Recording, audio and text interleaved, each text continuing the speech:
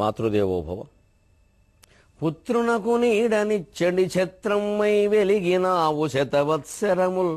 అమ్మా, పుత్రునకు నీడనిచ్చడి ఛత్రమ్మై వెలిగినావు శతవత్సరముల్. పుత్రుని నీడను దాల్చెడి చిత్రమైనావు కాలచిత్రము తల్లి. పుత్రుని నీడను దాల్చెడి చిత్రమైనావు కాలచిత్రము తల్లి. ఏబిఎన్ ఆంధ్రజ్యోతి ప్రేక్షక మహాశయులందరికీ నవజీవన వేదం అనే కార్యక్రమంలో 770వ భాగానికి స్వాగతం పలుకుతున్నాం. వందల్వేలుగా జన్మలెత్తి తత్వవేత్త కావడం, తత్వజ్ఞానం పొందడం ఎంత కష్టమో తెలుసుకున్నాం.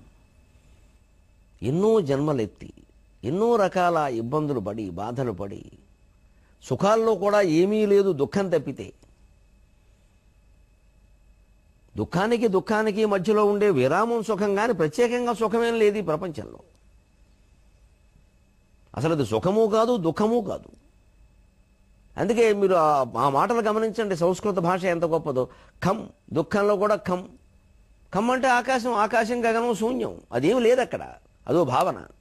అది సూ చేరిస్తే సుఖమైంది, దుహు చేరిస్తే దుఃఖమైంది. మనం చేర్చడాన్ని బట్టే ఉంది అక్కడ. మనం ఏమీ చేర్చుకున్నామంటే ఖం, అంతే, అది పరబ్రహ్మ. మనకేదో మన ఎత్తిన అవతారాన్ని బట్టి, ఆ శరీరాన్ని బట్టి, దానికి అది అందించే సుఖాన్నో భావాన్ని బట్టి అదేదో సు అనుకున్నాం, సుఖమైంది. అదే కాస్త ఏదో వ్యతిరేకమైతే దుహు అనుకున్నాం, దుఃఖమైంది. ఇదే తేడా ఆ భావనలో. వందల్వేలుగా జన్మలెత్తి పరులన్ బాధించి సాధించియున్ నిందల్ మోసి మనంబు కోతబడి. ఏ నీరాజనఘ్రాణతానందం బందియు తత్వవేత్తగను జన్మం బెత్తెడిన్. అట్టివాడు అందన్గోరుని రాజసత్క్రియలు మాయన్ మున్గునే తుంగునే. వందల వేలుగా జన్మలెత్తి ఇతరుల్ని బాధించి, తాను బాధపడి, వాళ్ళని నిందించి, తాను నిందలు పడి, ఎవరికో సేవలు చేసి, కొంతమంది చేత సేవలు చేయించుకుని, సేవలు చేసినా వారేమీ చేయట్లేదని వారి గురించి మాట్లాడి, తమకు సేవలు చేసే వాళ్ళకి తామేమీ చేయకుండా చేయకేం చేస్తారు అని మాట్లాడి, రకరకాలుగా. మొత్తం మీద ఉద్దేశం ఏమిటంటే, మనకెవరన్నా సేవ చేసినా మనకే ప్రయోజనం కలగాలి, మనం ఎవరికైనా సేవ చేసినా మనకే ప్రయోజనం కలగాలి. ఏమీ ఆశించకుండా సేవ ఎవరు చేస్తారు? కాబట్టి జ్ఞాని అయిన వాడు ఎవరిని, సేవకుల్ని, సహాయకుల్ని ఒప్పుకోడు. ఒక్కడిగానే పుడతాడు ఈ ప్రపంచంలో, ఒక్కడిగానే వెళ్ళిపోతాడు.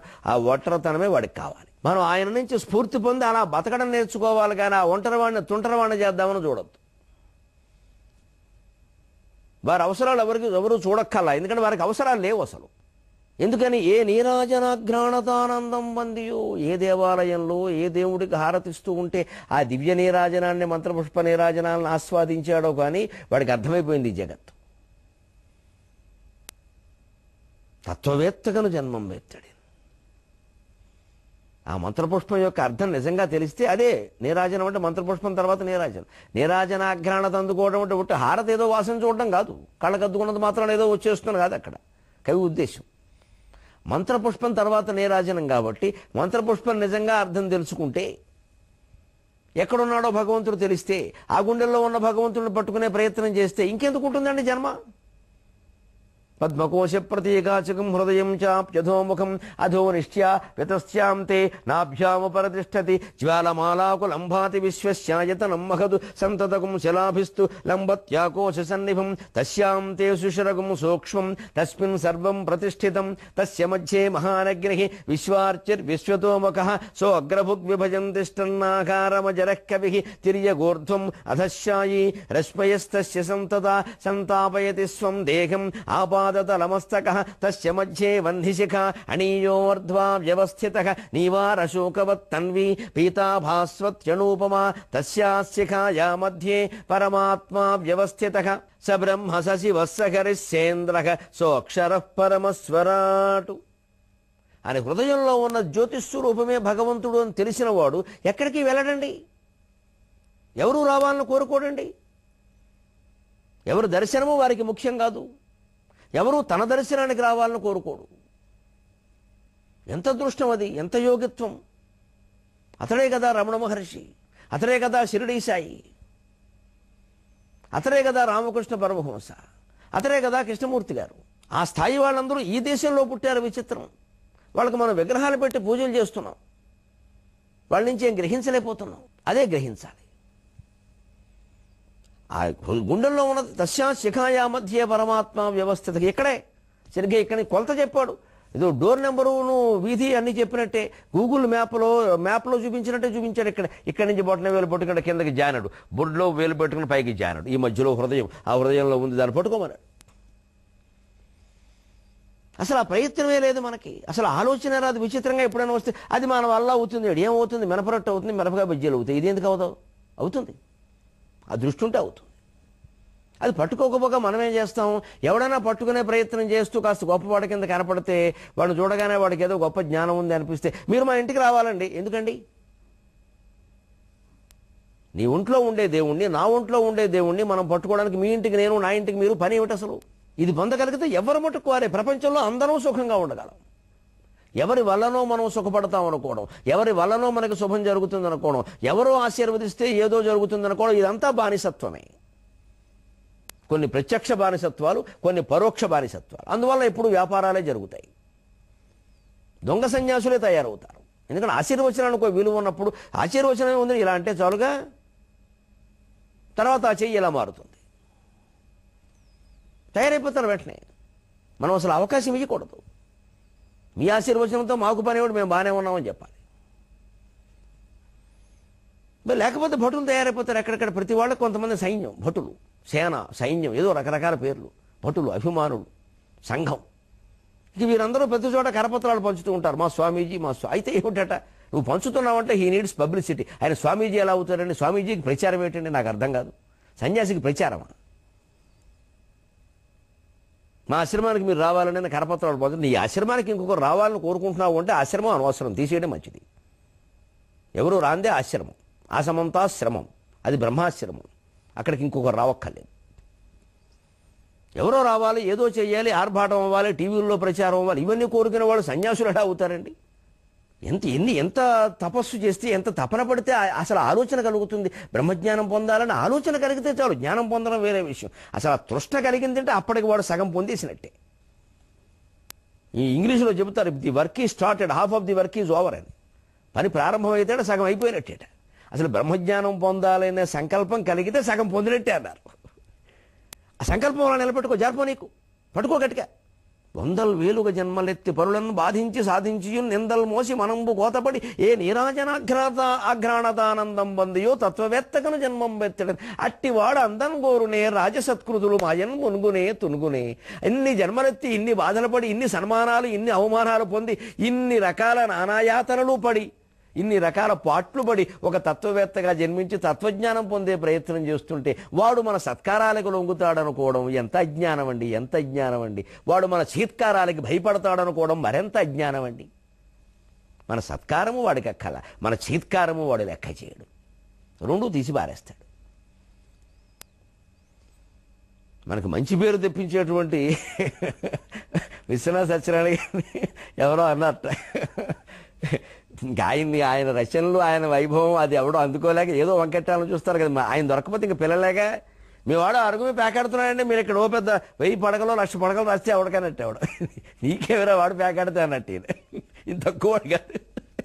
అరుగుమే పేకాడుతున్నాడంటే వాళ్ళతో అంటే ఇతర వర్ణం వాళ్ళు చూడరు అంటే మన వర్ణం వాళ్ళతో ఆడచ్చు అనమాట. వాళ్ళు అలాగే ఉంటారు. ఈయన మీ వాడు అక్కడ పేకాడుతున్నాడు, మీరు ఇక్కడ ఓ పడకలు రాసుకుంటూ కూర్చోండి అంటే ఆయన ఏం చేయలేక నీ సంతానం ఇలా అయిపోయారని ఏదో అన్నాం అనమాట. అదేదో పెద్ద నేరం లేక ఆ రోజుల్లో చాలా మామూలు విషయం అది. అంటే ఈయన అన్నట్టు వాడాడితే నీకేమన్నట్టు, మీకు చెడ్డ పేరు రాదా అన్నట్టు. నాకు మంచి పేరు తీసుకురావడానికి నా కొడుకు సరిపోడు, నాకు చెడ్డ పేరు తీసుకురావడానికి కూడా వాడు సరిపోడు, నువ్వు వెళ్ళమని చెప్పేట. అలాగే ఉంటుందండి. ఒక మహాయోగి అయిన వాడికి మంచి పేరు సంతానం ద్వారా రావక్కల్లా, చెడ్డ పేరు రాకుండా ఉంటే చాలంటారు. పొరపాటు. ఆ చెడ్డ పేరు కూడా వాడు తీసుకురాలేరు. వీడు ఉండవలసిన యోగంలో ఉంటే వాళ్ళు చెడ్డ పేరు కూడా తీసుకురాలేరు. ఎందుకంటే అది చెడ్డ పేరుగా వీడు భావించడు. లోకం ఎవరో భావిస్తే వాడికి సంబంధం లేదు. లోకమే మిథ్య. లోకం ఎలా భావించినా మనకు సంబంధం లేదు. మనమేం భావిస్తున్నాం అనేది ముఖ్యం. కొడుకు తీసుకొచ్చిన దాన్నో, కూతురు తీసుకొచ్చిన దాన్నో మంచి పేరుగా మనం భావిస్తే అది మంచి పేరు అవుతుంది, చెడ్డ పేరుగా మనం భావిస్తే అది చెడ్డ పేరు అవుతుంది. భావన మీద ఆధారపడి ఉంది. రెండుగాను మనం భావించకుండా మనంగానే ఉంటే వాళ్ళతో మనకి నిమిత్తమే లేదు. వాళ్ళ బతుకులు వాళ్ళు బతుకుతారు. వాళ్ళు చేసిన చెడ్డ పనికి వాళ్లే చెడిపోతారు, వాళ్ళు చేసిన మంచి పనికి వాళ్లే బాగుంటారు. ఇది మహాయోగి లక్షణం. అంచేత వీళ్ళు ఆయనకి చెడ్డ పేరు తేలేరు, మంచి పేరు తేలేరు. ఎందుకంటే ఆయన స్థాయి హిమాలయ స్థాయి, వీళ్ళు ఊరికే గులకరాళ్ళు, వీళ్ళు ఏం చేస్తారు? అటువంటి ప్రయత్నం చేయాలండి. అటువంటి వాళ్ళు లేరా? ఆ ఉన్నవాళ్లే చెబుతున్నాడు ఇక్కడ సాగర ఘోష కవి. ఎందుకు లేరండి? నాడు నేడును యోగ్యుడైన గురునానక్యోగి, నాడు నేడును యోగ్యుడైన గురునానక్యోగి, తానిబ్రహీం లోడీనే ఎదిరించి నించే కదా. ఇబ్రహీం లోడీ రావాలి, అందుకని పద్యం ఎలా మొదలెట్టాడో చూడండి. నాడు నేడును యోగ్యుడైన గురునానక్యోగి, తానిబ్రహీం లోడీనే ఎదిరించి నించే కదా. ఏ లోభమ్ము లేకున్నచో వీడున్ వాడననేమి, దైవమునకే భీతిల్లగానేర్వడు. ఏ లోభమ్ము లేకున్నచో వీడున్ వాడననేమి, దైవమునకే భీతిల్లగానేర్వడు. ఆ ఓడన్నేర్వని సిక్కు ధైర్యములు, ఆ ఓడన్నేర్వని సిక్కు ధైర్యములు, ధర్మోద్రిక్తమౌ రక్తము. ఆ ఓడన్నేర్వని సిక్కు ధైర్యములు, ధర్మోద్రిక్తమౌ రక్తములు. నాటికి నేటికి కూడా చెప్పుకోదగిన మహానుభావుడు గురునానక్. నాడు నేడును యోగ్యుడైన గురునానక్ యోగి ఇప్పటికి కూడా తాను ఇబ్రహీం లోడీనే ఎదిరించి నిలిచే కదా. ఢిల్లీ సుల్తాన్ ఎదిరించి నిలబడ్డాడు. నువ్వేముంటాను చేస్తావు? నా శరీరాన్ని చంపుతావు, చనిపోయేది శరీరం నేను కాదని నాకు తెలుసురా లోడీ బోడీ నువ్వెంత అన్నాడు. అదండి సిక్కుల ధైర్యం. గురునానక్ అంతటి జ్ఞాని. ఎందుకు అలా ఉండగలిగాడు? ఏ లోభము లేకున్నచో వీడును వాడననేమి, దైవమునకే భీతిల్లగా నేర్పడు. తనలో కనుక ఏ స్వార్థం లేకపోతే, ప్రలోభానికి లొంగే లక్షణం లేకపోతే, భయానికి భయపడే లక్షణం లేకపోతే దేవుడికి కూడా భయపడక్కర్లేదండి. భయపడలేదు అని మాండవ్యుడు. అనుకోకుండా తనకేదో కొరత శిక్ష పడితే ఎందుకు పడింది ఇది జన్మాంతర కర్మ లేకుండా అని తెలుసుకుందుకు యమలోకానికి వెళ్ళాడు తపశ్శక్తితో. యముడిని అడిగాడు, తీ చిట్టది, నేనేం చేశాను తప్పు అంటే, చిన్నతనంలో చేసావయ్యా, నువ్వు తూనీగకి కింద నుంచి ముళ్ళు గుచ్చావు, అందుకే నీకే శిక్ష పడి. మంచిదే, తగిన శిక్షే. ఏ జీవైనా ఒకటే. నాకు కింద నుంచి శూలం గుచ్చితే ఎంత బాధ అయిందో, తూనీగకి ముళ్ళు గుచ్చితే అంతే బాధ అవుతుంది, నాకు తెలుసు. ఇది తగిన శిక్షే, కానీ నా వయస్సు ఎంత అప్పుడు అన్నాడు. చాలా చాలా చాలా మంచి లా పాయింట్ లాగాడు న్యాయశాస్త్రం. 5 ఏళ్ళు అన్నాడు. బుద్ధి ఉందా లేదా అన్నాడు ఏముండి. అది ధైర్యం అంటే. బుద్ధి ఉందా లేదా? 5 ఏళ్ల పిల్లాడు ఏం తెలుస్తుందే? జంతువు ఎంతో వాడంతే. ఇప్పుడు వేరండి, ఇప్పుడు 3 ఏళ్ల పిల్లడికే సర్వం తెలిసిపోతున్నాయి. స్మార్ట్ ఫోన్ ఉందిగా చేతిలో, అప్పుడు తెలిసే అవకాశం లేదు. తల్లిదండ్రులు నేర్పాలి. 8 ఏళ్ల వరకు తల్లిదండ్రులు పూర్తి బాధ్యత వహించాలి. ఆ నేరం నాది కాదు. 8 నుంచి 16 వరకు కొంత బాధ్యత అబ్బాయిది ఉంటుంది. 16 ఏళ్ళు దాటాక పూర్తి బాధ్యత వాడిదే, తల్లిదండ్రులకు సంబంధం లేదు. పాపపుణ్యాలు తల్లిదండ్రులు అనుభవించక్కర్లా, అవసరం లేదు. ధర్మశాస్త్రం చెప్పింది స్పష్టంగా. అంటే యముడు కూడా చెంపలు వేసుకుని ఆ రోజు నుంచి ధర్మశాస్త్రాన్ని సవరించుకున్నాడు. ధర్మశాస్త్రానికి జరిగే సవరణలు భారత రాజ్యాంగానికి ఎందుకు జరగవు? ఓ నిజమేనయ్యా అన్నాడు. అయిపోయింది, ఏదో అయిపోయింది, సవరించుకో అన్నాడు. అదండి ధైర్యం. మనం తప్పు చేయలేదు అన్నప్పుడు ముఖ్యమంత్రి పిలవనేయండి, ముల్లోకాలకి అధిపతి పిలవనండి, నిలబెట్టి మాట్లాడతాం. ఏంటట? వారి నుంచి మనం ఏదో ఆశిస్తే చేతులు ముడవాలి ఇలాగా. అప్పుడు ముఖ్యమంత్రికి ఏమిటి, ముష్టివాడి దగ్గర కూడా ముడవాల్సింది. ఆశిస్తున్నాగా. లోపం ఎక్కడుందంటే ముఖ్యమంత్రిలోనూ ఇంకొకరిలోనూ లేదు, మన ఆశలో ఉంది. మనం పోరాడాల్సింది మన ఆశలతో, సమాజంలో పరిస్థితులతో కాదు, మన ఆశలతో, మన మనస్సుతో. అదే యోగిత్వం. జయించాల్సింది లోపల శత్రువుల్ని, బయట శత్రువుల్ని కాదు. తాను ఇబ్రహీం లోడీనే ఎదిరించి నిలిచే కదా. ఏం చేస్తావు నువ్వు అన్నాడు. నేను చెప్పే మాటలు నేను చెప్తా అన్నాడు. హిందూ ముస్లిం సామరస్యం కోసం కృషి చేశాడు. దానికి అడ్డుపడ్డాడు లోడీ. పరిపాలకులు కదా మరి, వాళ్ళ మాత్రమే ఉండాలి, ఇంకేముండద్దు. నువ్వు చంపుకో అన్నాడు. గురు గోవింద్ సింగ్ ఎంత దారుణంగా చనిపోయాడో తెలియదా? ఇప్పటికి సిక్కులు ఆ పేరు చెప్తే నెత్తురు ఉడుకుతుందండి వాళ్ళకి. మహాధైర్యవంతులు సిక్కులు. ఇప్పటికీ సైన్యంలో వాళ్ళే ఎక్కువ, త్యాగాలు కూడా వాళ్ళు ఎక్కువ చేశారు. ఎంత ధైర్యం! ఊరికి జాతి అంతా సిక్కు అయిపోతే యుద్ధాల్లో కాపాడుతున్నది సిక్కులే. మనం ఆ సిక్కులతో సమానంగా మన పిల్లలను కూడా వీలైనంత వరకు రక్షక భటులుగాను సైనికులుగాను తయారు చేయాలి. ఊరికి డబ్బు సంపాదించే వృత్తులు ఏమాత్రం ఇబ్బంది లేని వృత్తుల్లో చక్కగా సర్దేసుకోవడం కాదు. మరి ఈ త్యాగాలు ఎవరు చేస్తారు?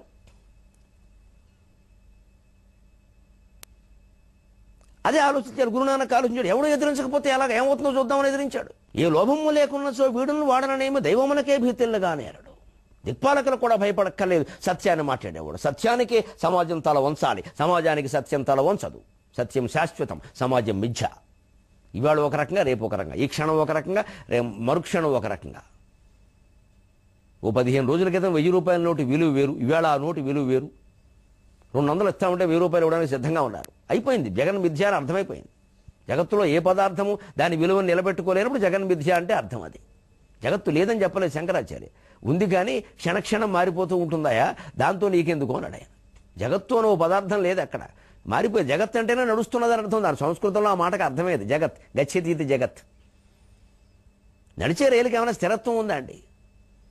రైలు ఫోటో కదిలే రైలు మీరు ఫోటో తీద్దామని చూస్తే కదిలే రైలే వస్తుంది ఫోటోలో, కాకపోతే ఓ క్షణం నిల్చుండదు. అది స్థిరం కాదు. అక్కడ నిలబడగా నువ్వు ఫోటో తీయాలి, కదులుతుంటే తీసావు. కింద పట్టాలను ఆలోచించుకోవాలి, కదలకుండా ఉండాలంట. అంచేత కదలకుండా ఉండేవాడు నిశ్చల, నిర్మల, నిర్లేప, నిత్య, నిర్మల ఆవిడ అనంత శక్తి. ఈ కదిలే ప్రపంచాన్ని పట్టుకుంటే దీన్ని జగత్తుని స్వప్నంగా మిథ్యగా భావించమన్నారు. అప్పుడు జగత్తులో ఏ విషయాలకి మనం ప్రలోభపడం, దేనికి భయపడం, ఏమీ ఆశించం. సంస్కరించాలనే దృష్టి కలిగిన వాడు కూడా నిమిత్త మాత్రంగా తన పని తాను చేస్తాడు. మనస్సులో ఏమీ దాని గురించిన చింత ఉండదు. ఎంతమంది మార్చినా ఈ సమాజం కుక్కతోకే అని వాడికి బాగా తెలుసు. కానీ వాడి ప్రయత్నం వాడు చేస్తాడు, చెయ్యాలి కాబట్టి అంతే. కర్తవ్యం, మిగిలిన సమయం అంతా స్మర్తవ్యం. రామ్ రామ్ రామ్ రామ్ అంతే. అది యోగి లక్షణం. ఆ యోడను నేర్వని సిక్కు ధైర్యములు ధర్మోద్రిక్తము రక్తములు. ఎప్పుడూ జీవితంలో ఓటమిని అంగీకరించిన ఆ సిక్కుల ధైర్యాలు ధర్మోద్రిక్తమైనటువంటి రక్తాలండి అవి. ధర్మం చేత ఉద్రిక్తమైన నెత్తుడు బిందువులు వాళ్ళవి. నాడు నేడును యోగ్యుడైన గురునానక్ యోగి తానిబ్రహీం లోడీనే ఎదిరించి నిలిచే కదా. ఏ లోభము లేకున్నచో వీడున్ వడననేమి దైవమునకే భీతిల్లగానే ఎర్వడు. ఆయోడన్ నేర్వని సిక్కు ధైర్యములు ధర్మోద్రిక్తమౌ రక్తము. ఇప్పుడు ఇంకొక మహానుభావుడు కవి. భీతిల్లగా నేర్వడు అన్నాను కదా, భీతి అనగానే నాకు మహానుభావుడు గుర్తొస్తున్నాడయ్యా. ఎప్పుడూ భయపడలేదయ్యా జీవితంలో. భీతియనంగా చిత్తము కబీరునకెంతయు మ్రొక్కో, భీతియనంగా చిత్తము కబీరునకెంతయు మ్రొక్కో. అట్టి నిర్భీతుడు వీర నిస్పృహుడు పృథ్విని లేడు. అట్టి నిర్భీతుడు వీర నిస్పృహుడు పృథ్విని లేడు. అతడే మతస్థుడో మీతరమావచింపగ, అతడే మతస్థుడో మీతరమావచింపగ. భ్రమించిరి హిందువు ముస్లిమంచు, భ్రమించిరి హిందువు ముస్లిమంచు. మీ చేతలకా శరీరము హసించెను మించెను పూలరాశియై. మీ చేతలకా శరీరము హసించెను మించెను పూలరాశియై. భీతి అనగానే మనస్సులోకి కబీరు గుర్తొస్తాడయ్యా. ఎంత నిర్భీతుడు, అట్టి నిర్భీతుడు వీర నిస్పృహుడు. గొప్పగా వాడాడు ఈ కవి అన్నమాట. నేనే కాబట్టి ఎక్కువ చెప్పలేకపోతున్నాను, లేదా చాలా చెప్పేవాడిని. వీర నిస్పృహుడు గొప్ప మాట అండి. నిస్పృహత్వంలో కూడా వీరత్వం ఉండాలి, చాలా పట్టుదల. మామూలు శైవుల కంటే వీర శైవులకి పట్టుదల ఎక్కువ, మామూలు వైష్ణవుల కంటే వీర వైష్ణవులకు పట్టుదల ఎక్కువ. అలాగే నిస్పృహత్వం కంటే వీర నిస్పృహత్వం కొంచెం పట్టుదల, ఇంకా గట్టిగా ఉంటాడు. అభిమానం కంటే వీరాభిమానం అంటారు, అది ఇంకా గట్టిగా అనమాట. చలించకుండా మంచిది, అలా ఉండడం మంచిది. కానీ అభిమానం తనకే సొంతమైపోవాలి, ఇంకా ఆయన ఇంకెవరితోనూ దగ్గరగా ఉండకూడదని కోరుకోకూడదు, అది తప్పు. అదే ఇప్పుడు వీరత్వం పక్కదారులు పట్టకుండా చూసుకోవాలి. వీర నిస్పృహుడు, మామూలు నిస్పృహ, కోరిక లేకపోవడం అస్సలు ఒప్పుకోడు. ఏమక్కర్లేదు నాకు పొమ్మంటాడు, రామనామ జపన అంతే. ఆయన మరి ముస్లిముల్లో పుట్టాడు. చిత్తము కబీరునికి ఎంతో ఇమురు. అట్టి నిర్భీతుడు వీర నిస్పృహుడు పృథ్విని లేడు. భూమండలంలోనే అటువంటి వాళ్ళు ఉండడం కష్టం, ఏ మతం అయితే. భీతియనంగ చిత్తము కబీరునకెంత యుమ్రొక్కు. అట్టి నిర్భీతుడు వీర నిస్పృహుడు పృథ్విని లేడు. అతడే మతస్థుడో మీతరమావచింపగ. భ్రమించిరి హిందువు ముస్లిమంచు. మీ చేతలకా శరీరము హసించెను మించెను పూలరాశియై. ఇప్పుడు షిరిడీ సాయిని గురించి జరుగుతున్న చర్చలే అప్పుడు కబీరుని గురించి జరిగాయండి. ఆయన హిందువా ముస్లిం, మనకి ఇది చాలా అవసరమైన విషయం అండి. ఇది ఎంత కొట్టేసుకుంటామో దీని గురించి. హిందూ దేవుళ్ళు, ముస్లిం దేవుళ్ళు, క్రైస్తవ దేవుళ్ళు, బౌద్ధ దేవుళ్ళు ఉండరమ్మా, దేవుడు ఒక్కడే. హిందూ ఆరాధనా విధానం, ముస్లిం ఆరాధనా విధానం, క్రైస్తవ ఆరాధనా విధానం, బౌద్ధ ఆరాధనా విధానం ఉంటుంది. ఆరాధనా విధానాల్లో తేడా ఉంటాయి, కానీ దేవుళ్ళు ఎంతమంది ఉండరండి, అది అజ్ఞానం అండి. దేవుళ్ళు ఎంతమంది ఉంటే దేవుడు అనే భావనకే అర్థం లేదు. ఇవన్నీ రూపభేదాలు. ఎవరి ఇష్టం వచ్చిన రూపాన్ని వారు ఆరాధన చేసుకుంటారు. ఎప్పుడు సనాతన ధర్మంలో ఉండేవాడు అసలు మాట్లాడకూడదు అన్నమాట. ఎందుకంటే భగవద్గీతలో భగవంతుడే స్వయంగా చెప్పాడు, ఏ యథామాం ప్రపద్యంతే తాం తథైవ భజామ్యహం మమ వర్తమాన వర్తంతే మనుష్యా పార్థ సర్వశక. ఎవరు ఏ రూపంలో ఏ రకంగానన్నా ఆరాధన చేస్తే నేను ఆ రకంగానే వారిని అనుగ్రహిస్తున్నానయ్యా. అందరూ నా మార్గంలో నువ్వు ఎవరిని అనవసరంగా దేవుడు అవునని కాదని పనికిమాలిన చర్చలు చేయొద్దన్నాడు. సదయా శ్రద్ధయా యుక్త తస్యారాధనమేకత 7వ అధ్యాయంలో మళ్ళీ చెప్పాడు. సతయా శ్రద్ధయా యుక్త తస్యారాధనమేకతే లభతే చ తతః కామాన్ మయేవ విహితాన్ హి తాన్. అతనికి ఆ శ్రద్ధ నేనే కలిగిస్తున్నా అన్నాడు. యో యో యాం యాం తనుం భక్త శ్రద్ధయా అర్చ్యుతుమిచ్చతి తస్య తస్యాచలాం శ్రద్ధాం తామేవ విదధాం యహం. ఎవరు ఏ రూపంలో భగవంతుడిని ఆరాధన చేస్తారో, ఏ రూపం భగవంతుడు అనుకుంటారో వారికి ఆ రూపం పట్ల శ్రద్ధని భక్తిని నేనే కలిగిస్తున్నా అన్నాడు అని కృష్ణుడే చెప్పాడు స్వయంగా. మనం మళ్ళీ కృష్ణుడు ఒక్కడే, ఇక ఎవరు పనిగా ఇదో వంకర బుద్ధిది. ఎందుకంటే మనం నమ్మాం కాబట్టి అందరూ అదే నమ్మాలి. దీని అహంకారం అంటారు, జ్ఞానం అనరు. ఎవరి స్వేచ్ఛ వారికి ఉంటుంది. సనాతన ధర్మంలో అసలు ఆ చర్చే రాకూడదు. మొత్తం అన్ని చోట్ల బాధపడవలసింది ఏమిటంటే అన్ని మతాల విషయంలో క్రైస్తవం లేదు, బౌద్ధం లేదు, ముస్లిం లేదు, హిందువు లేదు, ఇంకోటి లేదు. ఎన్నిట్లో ఏంటంటే ఆరాధనే మిగిలింది, మనకి ఆచరణ పోయింది. అసలు ఆయన ఏం చెప్పాడు, ఎందుకు పాటుపడ్డాడు, అది మనం ఎందుకు చేయలేకపోతున్నాం. ఆయన విగ్రహం పెట్టి ఆరాధిస్తాం, ఆయన గడ్డం గొప్పదంటాం, ఆయన వెంట్రుకు గొప్పదంటాం, ఆయన చెప్ప గొప్పదంటాం, ఆయన కర్ర గొప్పదంటాం, ఆయన ధనుస్సు గొప్పదంటాం, ఆయన కిరీటం గొప్పదంటాం, ఆయన గొప్పవాడంటాం. కానీ ఆయన చెప్పింది మనం చేయం. నేను ఇలా చేశానరా మీరు చేయాలంటే కుదరదండి. మీరు అక్కడ కూర్చోండి, కిరీటం పెడతాం అంతే. మీ కిరీటం పెడితే మాకేమొస్తుందండి, అంతే ఏదో రావాలి. మీ చుట్టూ తిరిగితే మాకేమొస్తుందండి, నా చుట్టూ తిరగద్దరా బాబు, నీ చుట్టూ నువ్వు తిరగండి, నేనవ్వండి పనికి మాలినవాడిని, మీరు అవతార పురుషులండి అని వారి చుట్టూ తిరుగుతాం మనం. వద్దన్నా సరే, ఇన్ని ప్రదక్షిణాలు చేస్తే ఆ ఫలితం, ఇన్ని ప్రదక్షిణాలు చేస్తే ఇంకో ఫలితం. భయంకరమైన అజ్ఞానం ఇది. ప్రదక్షిణాలు బట్టి ఫలితాలు ఉంటాయా? ప్రదక్షిణం అర్థం తెలుసుకోకుండా ఈ ఊరికి లెక్కలు దేనికి 16, 32 మనం పోరాడవలసింది దీంతో, ఈ అజ్ఞానంతో. అంతేగాని వారు దేవుడు వీరు కాదు, దేవుడు కానివారు లేరు. అసలు దేవుడు కానివారు సృష్టిలోనే లేరు. జగత్తంతా దైవమయమే, ఉన్నదే దేవుడు, జగత్తే శూన్యం. కబీర్ని ఇలాగే ఏడిపించుకుతున్నారు. ఆయన జన్మతః ముస్లిం, రామభక్తులు, విపరీతమైన రామభక్తులు, మామూలుగా కాదు. ఇంకా కబీర్ దోహాల నిండా రామనామమే. అటు వాళ్ళు ఇబ్బంది పెట్టారు, ఇటు వీళ్ళు ఇబ్బంది పెట్టారు. ఎందుకంటే మనకు పుట్టుక ప్రధానం, దాన్ని బట్టి అన్నీ మాట్లాడతాం మనం. ఎందుకంటే కష్టపడడం బద్ధకమైన వాడికి పుట్టుకే ప్రధానం అంటాడు. కష్టపడడం బద్ధకమైన వాడు ఎప్పుడు పుట్టుకుని బట్టి ప్రయోజనాలు పొందాలని చూస్తాడు. కష్టపడడం ఇష్టమైన వాడు పుట్టుక గురించి మాట్లాడు. బద్ధకమైన వాళ్ళే ఆ ప్రయోజనాలు పొందుతారు. మేము పుట్టాం కాబట్టి మాకు ఈ ప్రయోజనాలన్నీ ఇంకా కొన్ని 100 ఏళ్ళు కొనసాగాల్సింది అంటే మనం బద్ధకస్తున్నాం అనమాట.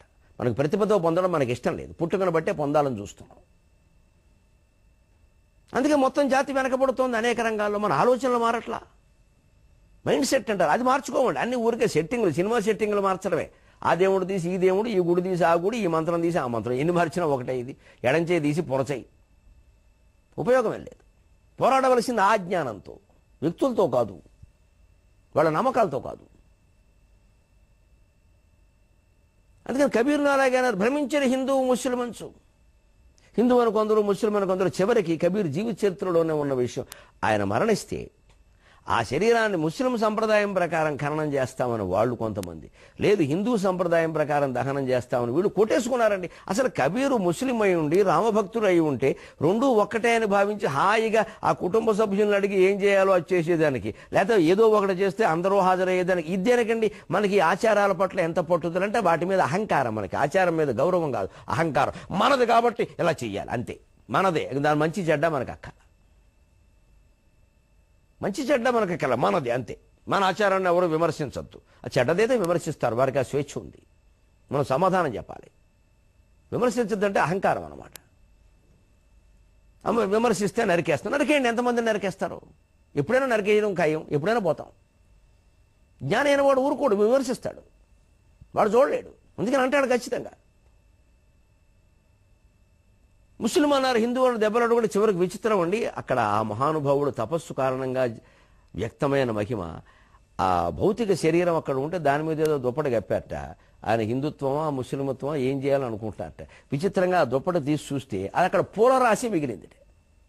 కబీర్ శరీరం లేదు. ఇంత మహిమ కొన్ని వందలు కూడా గడవని ఏళ్ల క్రితం మన దగ్గర జరిగింది. మనం గుర్తిస్తేగా. గుర్తించడం ఇష్టమైన వాడు గుర్తిస్తాడు, లేనివాడు తోసిపారేస్తాడు. వీడు 100 ఏళ్ల క్రితం జరిగిన మహిమని కాదంటాడు, 1000 ఏళ్ల క్రితం మహిమ నిజం అంటాడు. ఇది నిజం కానప్పుడు అది ఎలా అవుతుంది? అది అంతకంటే పుట్టకింపు కథ. ఎవరు చెప్తారు? ఎప్పుడో 1000 ఏళ్ల క్రితం చెప్పినవన్నీ నిజాలైనప్పుడు ఇంతకుముందు జరిగినవి నిజం కాదా? అసలు ఇప్పుడు జరుగుతున్నది నిజం కాదా? అబ్బే మనకి దెబ్బలాడుకోవడం చాలా ఇష్టం, తత్వజ్ఞానం ఇష్టం లేదు. అహంకారం అంటే ఎంత ఇష్టమో. ఉప్పు కారాలు మానేశాం కానీ అహంకారం పోగొట్టుకోవాలి. అందుకని విచిత్రమైన లీల ప్రదర్శించాడు అక్కడ కబీర్. పూలరాశి మిగిలింది. చిత్రం అప్పుడైనా జ్ఞానం పొందాలి కదా. అయ్యయ్యో, మనం హిందూ అనుకుంటున్నాం, ముస్లిం అనుకుంటున్నాం, విచిత్రంగా ఈ శరీరం పూలరాశిగా మారిపోయింది, భగవంతుడికి ఇష్టం లేదనమాట మన తగాదా అని విచిత్రంగా సగం పూలు హిందువులు తీసుకెళ్లి దహనం చేశారు, సగం పూలరాశి వారు తీసుకెళ్లి ఖననం చేశారు. నమశివాయ, ఈశ్వర అల్లా తేరే నాం సబకో సన్మతి దే భగవాన్. గాంధీ మహాత్ముడు ఎందుకు అరిచాడో నాకు అర్థమైంది. ఇదండి మన దేశంలో మతాల పరిస్థితి, మన అజ్ఞానం కారణంగా. 23.5 గంటల్లోనైనా మతమేమిటో దేవుడేమిటో నేను అనే పదార్థం ఏమిటో ఆలోచించే ప్రయత్నం చేద్దామమ్మా. ఈ జీవుడు వేదనని అర్థం చేసుకునే ప్రయత్నం చేద్దాం. అంతవరకు తెలుగులో మాట్లాడదాం.